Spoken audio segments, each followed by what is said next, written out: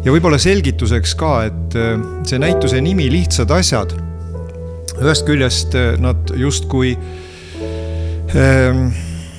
assotsieeruvad mingisuguste esemetega, aga teist küljest ma selles selgituses nimetasin 4 asja.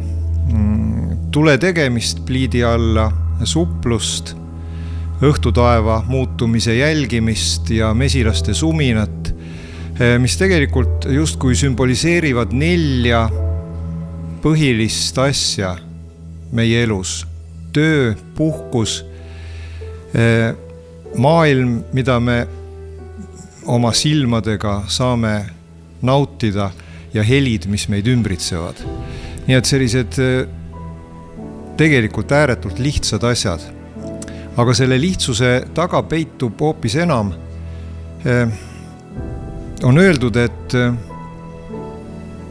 mida lihtsam, seda lähemal absoluudile ehk Jumalale, mida keerukam, seda kaugem absoluudist.